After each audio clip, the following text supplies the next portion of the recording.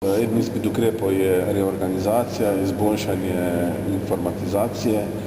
Zavod bo organiziral konference o znižanju bolniškega staleža, organizira konference o izmenjavi dobrih praks, skratka bo proaktiven.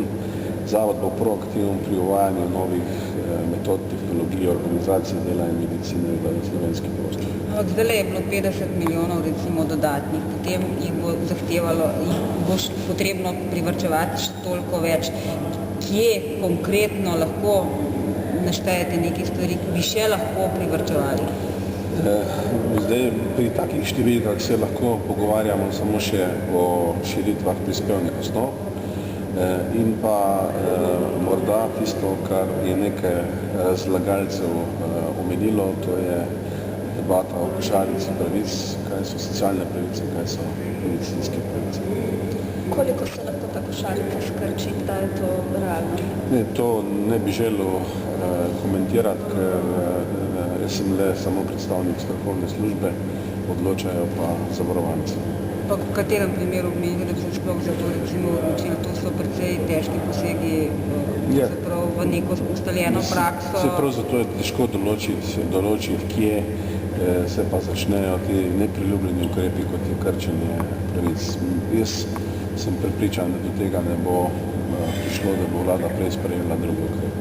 Pa se vam zdi, da ob teh napovedih, za katere vsi pravijo, da bodo še slabše, da je sploh mogoče, da ne bi prišlo do nikakršnega krčenja, vsaj do teh, recimo, kot pravimo, socialnih? Težko rečem, kdaj se to začne dogajati, pri koliko milijonih manj prihodkov se bo to zgodilo. To je težko napovedati. Koliko pravzaprav pomeni ta 2-odstotni padec prispevkov blagajno v denarju? 80 milijonov evrov. In to je zdaj na katerih podatkih? Že teh, da bo recimo -4% gospodarska rast? Ja. To pomeni 80 milijonov, pa nam lahko to nekako povedali? Ja, to je 4% manjša gospodarstva rast, pomeni 2% manj denarja v zavodu, to je okrog 80 milijonov evrov. Pa ti ukrepi, ki so bili danes sprejeti, kako bodo že ti ukrepali na vsakodnevno poslovanje recimo in vsakodnevno delo? Poglejte, zavod konstantno oziroma se nenehno pogaja.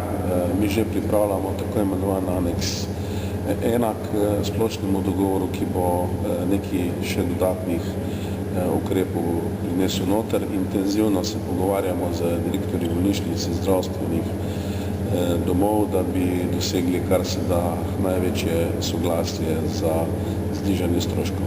Kateri so ti dodatni ukrepi pri izvajalcih? Boljša, od zelo splošnega boljše organizacije dela, manjšega napotovanja na sekundarni nivo, bolj doktrinarnega, zelo jasne navodila o napotitvah na razne preiskave, zelo jasno razmejitev, kaj sodi v hospital, kaj sodi v dnevni hospital. Zavod je danes predlagal, če ste opazili nekaj elementov, kot je na primer vsa siva mrena v hospitalu, ki je bila pred 3 leti še izven v ambulanti, pred 3 leti je ta siva mrena bila izven v hospitalu, to je še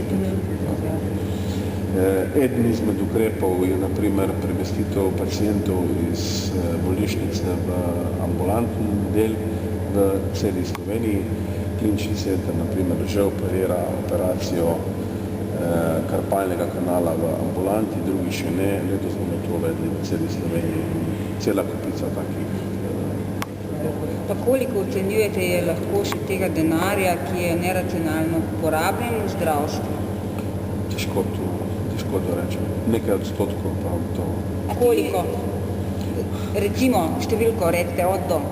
Koliko recimo bi lahko privarčevali sami v zdravstvu, pa morda, če ponestavite tiste ukrepe, kako? V zdravstvu se še da privarčevati od 50 do 150 milijonov evrov, vendar pa z zelo resnim in strpnim dogovarjanjem. Pričakujete tudi od zdravnikov, vidimo še vedno te predloge o dopustih, dežuranju? Zdravniki so pri teh varčevalnih ukrepih ključni.